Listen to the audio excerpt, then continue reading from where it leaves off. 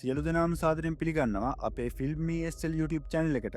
මේ අවුරුද්දේ මැයි 16 රිලීස් වුණු අතිශයින්ම කුතුහලය පිරුණු දාමඝාතක චිත්‍රපටයක් ගැනයි අද අපි කතා කරන්න යන්නේ. ෆිල්ම් එකේ නම 11. එහෙනම් අපි වැඩි කතා නැතුව යමු වීඩියෝ එකට. ෆිල්ම් එක පටන් ගන්නේ පාළ වීදියේක මිනිහෙක් පොලිස්සා දැමීමේ අනුක්‍රමික ඝාතකයෙක් සමගින්. මේ විදිහට ඝාතන දිගටම සිදුවන විට මරණ සංඛ්‍යාව 6ක් දක්වා ළඟා වන අතර ACP රංජිත් කුමාර් මුලින් නඩුවට පවරනවා. කෙසේ වෙතත් ඇක්සිඩන්ට් එකක් නිසා ACP රංජිත් කෝමා තත්ත්වයට පත් වෙනවා. ඊට පස්සේ මේ නඩුව පවරන්නේ මෑතකදී මූල්‍ය මංකොල්ල කෑමේ කණ්ඩායමක් අත්අඩංගුවට ගත්ත දක්ෂ නිලධාරියෙකු වන ACP අරවින්දන් හටයි. හෘද රෝගියෙකු සහ තනි පියෙකු වන SI මනෝහරන් සමග ACP අරවින්දන් අනුක්‍රමික ඝාතන විමර්ශනය කිරීමට පටන් ගන්නවා. මේ අතර තම අනාගත මනමාලයයි සිතා වැරදීමකින් අරවින්දන් මුණ ගැසුණු සංජනා ඔහු සමග ආදරයෙන් බැඳෙනවා. නමුත් අරවින්දන් නම් සංජනාව ගණන් ගන්නේ නැහැ. මේ අතර ACP අරවින්දන් තීරණාත්මක සාක්ෂියක් සොයා ගන්නවා.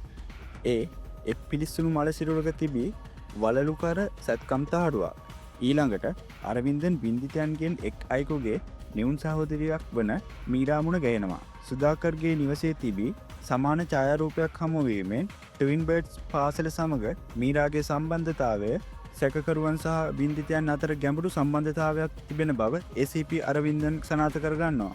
ප්‍රශ්න කිරීම අතරතුර සුදාකර් සහ මීරාගෙන් කම්පන සහගත සත්‍යයක් හෙළිවෙනවා.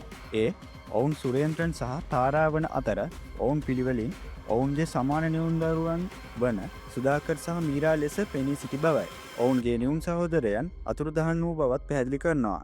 වෙස්මූණ පැන සිටි අයෙකුගෙන් වීඩියෝ ඇමතුමක් ලැබුණු අතර එහි තම නිවුන් සහෝදරයා බැඳ තබා ඔවුන් බේරා ගැනීමට අවශ්‍ය නම් තමා කියන දේ කරන ලෙස බල කළේ යයි සුරේන්ද්‍රන් සහ තාරා ACP රංජන් ඉදිරියේ සියල්ල පවසනවා. එම වෙස්මූණ පැන සිටි පුද්ගලයා සුරේන්ද්‍රන් සහ තාරාට පවසා සිටියේ මූණ ආවරණය කළ පුටුවක බැඳ ඇති පුද්ගලයෙක්ට වෙඩි තබා ඝාතනය කරන ලෙසයි. මෙසේ තමන්ගේ නිවුන් සහෝදරයන් බේරා ගැනීම සඳහා එම ඝාතන සිදු කළ බවත් කෙසේ වෙතත් ඒ ඝාතනය කළේ තමන්ගේම නිවුන් සහෝදරයා වන බවත් සුරේන්ද්‍රන් සහ තාරා ඉතා සංවේදීව ACP අරවින්දන් ඉස්සරහා කරුණු පැහැදිලි කරනවා. ඒ අනුව වෙස්මූණක් පැන සිටි නාදුන පුද්ගලයා අනදුන් පරිදි තමන් සුදාකර් සහ මීරා වන බවත් පොලිසියට මේ පිළිබඳව කිසිවක් නොකියන ලෙසත් තර්ජනය කරන අතර එසේ වුවහොත් කිසි දිනක තම නිවුන් සහෝදරයන් තමාට බලාගත නොහැකි බවද පැවසූ බව හෙළිවෙනවා. එමගින් නිවුන් දරුවන් අතර ඇති එකම සම්බන්ධය ඔවුන්ගේ පාසල වන ට්වින් බර්ඩ්ස් පාසල බව අරවින්දන් සනාථ කරගන්නවා. සුරේන්ද්‍රන් සහ තාරා සැක කරන්නේ ඔවුන්ගේ පන්තියේ මිතුරෙකු වන බෙන්ජමින් මෙම දුෂ්ට කුමන්ත්‍රණය පිටුපස් සිටිය හැකි බවත් එමගින් ඔවුන්ට සහෝදර ඝාතනයක් කිරීමට බල කරන බවත්ය. නිවුන් දරුවන්ගේ අතීතය සහ බෙන්ජමින් සමග ඇතිවිය හැකි සම්බන්ධතා පිළිබඳ වැඩිදුර තොරතුරු සොයාගන්න ACP අරවින්දන් ට්වින් බර්ඩ්ස් පාසලේ වාර්තාකරු ශාන්ති හමු වෙනවා. එහිදී ACP අරවින්දන් කරුණු රැසක් අනාවරණය කරගන්නවා. ශාන්ති සහ ඇගේ සැමියා වන රවි බෙන්ජමින්ගේ චෙස් කුසලතාවෙන් පැහැදිලා බෙන්ජමින් සහ ෆ්‍රැන්සිස් යන නිවුන් සහෝදරයන් හදා වඩා ගන්නවා. මේ නිවුන් සහෝදරයන් දෙදෙනා හැදීවන්නේ මේ පාසලේ හොස්ටල් එකේ. ඉතින් බෙන්ජමින් චෙස් දක්ෂයෙකු වන අතර පාසලට කීර්තිමත් නාමයක් අත්කර දෙනවා. ෆ්‍රැන්සිස් අධ්‍යයන කටයුතු වල ඉහළම ලකුණු ලබා ගන්නා අතර එය ඔවුන්ගේ පන්තියේ සෙසු නිවුන් දරුවන්ගේ ඊර්ෂ්‍යාවට හේතු වෙනවා. නික්ටෝෆෝබියාවෙන් පෙළෙන ෆ්‍රැන්සිස් ඔහුගේ පන්තියේ මිතුරන් විසින් සමච්චලයට ලක් කර අඳුරු රසායන විද්‍යාගාරයක සිර කරන විට ඛේදවාචකයක් ඇති වෙනවා. මෙය මාරාන්තික අපස්මාර රෝගයට හේතු වෙලා ෆ්‍රැන්සිස් මිය යනවා. මේ සිද්ධිය වන විට භෞතික විද්‍යාගාරයේ සිටි බෙන්ජමින්ට ඔහුගේ සහෝදරයා බේරා ගැනීමට නොහැකි වෙනවා. ෆ්‍රැන්සිස්ගේ මරණයෙන් පසු බෙන්ජමින් හෙලන් මව්තුමිය විසින් හදා වඩා ගන්නා අතර පසුව නාදුනන පවුලක් විසින් හදා වඩා ගන්නවා. පාසලේ කීර්තිනාමය ආරක්ෂා කරගන්න ශාන්තිගේ සැමියා වූ රවි ෆ්‍රැන්සිස්ගේ මරණය රහසක් ලෙස තබාගත් බව ශාන්ති හෙළි කරනවා. කෙසේ වෙතත් පසුව මේ පාසල ගින්නකින් විනාශ වූ අතර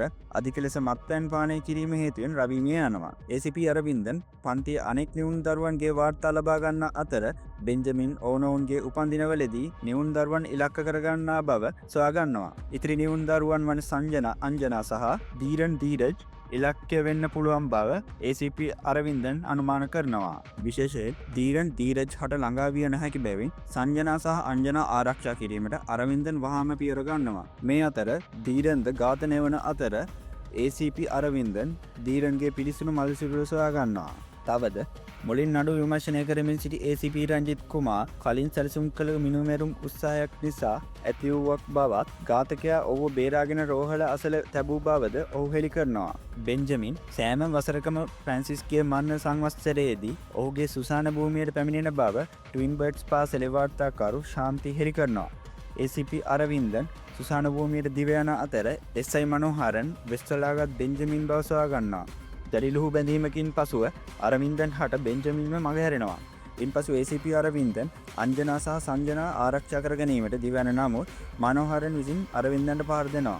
එම පහර කෑමෙන් සිහිසුන් වූ අරවින්දන් නැවත සිහියට එන විට බෙන්ජමින් අංජනාව පැහැරගෙන ගොස් ඇති බව ඔහුට තේරෙනවා. ඉන්පසු පොරබැඳීමක් ඇතිවන අතර බෙන්ජමින් අංජනාව මරා දැමීම වැළැක්වීමට අරවින්දන් තුවක්කුව අංජනාට බාර දෙනවා.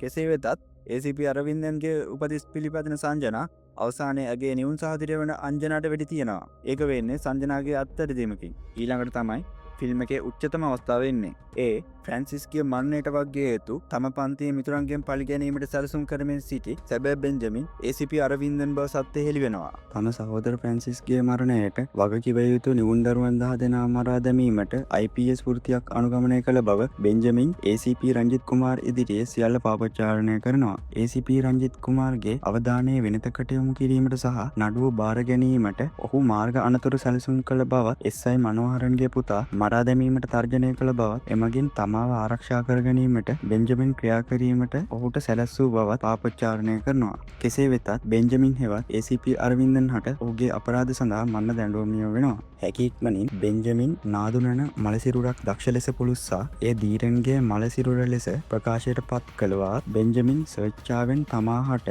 ඝාතකයා ලෙස දැනගැනීමට සැලැස්සූ බවත් බෙන්ජමින්ගෙන් දැනගත් ACP රංජිත් කුමාර් පුදුමයට පත් වෙනවා. කෙසේ වෙතත් ACP රංජිත් කුමාර් සහ SI මනෝහරන් දීරන්ව බේරා ගැනීමට පෙර බෙන්ජමින් සිරකෙදරදී ඔහුව මරා දමනවා. එම මරණයෙන් පසු බෙන්ජමින් තම සහෝදර ෆ්‍රැන්සිස්ගේ මරණයට වග කිව යුතු නිවුන් දරුවන් 10 දෙනාම මරා තම පරිගැනීම ඉටු කරනවා. ඒත් සමගම බෙන්ජමින් හෙවත් ACP අරවින්දන් රාජකාරී කාල සීමාවේදී අත්අඩංගුවට ගත් මොලේ මිය යාමට හේතු වන පරිදි පෙති 4ක් ගිල දමා සියදිවි හානි කර ගන්නවා. අවසානයේදී හෘද රෝගියෙක්ව සහ තනිපියෙකුව සිටි SI මනෝහරන් හට බෙන්ජමින්ගේ හදවත බද්ධ කරනවා. එසේ කරන්නේ බෙන්ජමින් හෙවත් ACP අරවින්දන් ජීවත්ව සිටි කාලයේදී තමාගේ අවසන් කැමැත්ත පරිදි. අවසානයේ බෙන්ජමින්ගේ මලසිරුරද ඔහුගේ නිවුන් සහෝදරයා වූ ෆ්‍රැන්සිස්ගේ සොහොන ළඟින් තැන්පත් කරනවා. ඔන්න ඔය වගේ සංවේදී අවසානයක් තමයි මේ ෆිල්ම් එකට තියෙන්නේ. ඒත් කිසියම් දෙයක් නිසා පරිගන්න එක ජීවිතේ නැති කරගන්න එක නම් හොඳ දෙයක් නෙවෙයි. ඉතින් ඔයාලට මේ ෆිල්ම් එක ගැන මොකද හිතෙන්නේ? පහලින් කමෙන්ට් කරන්න.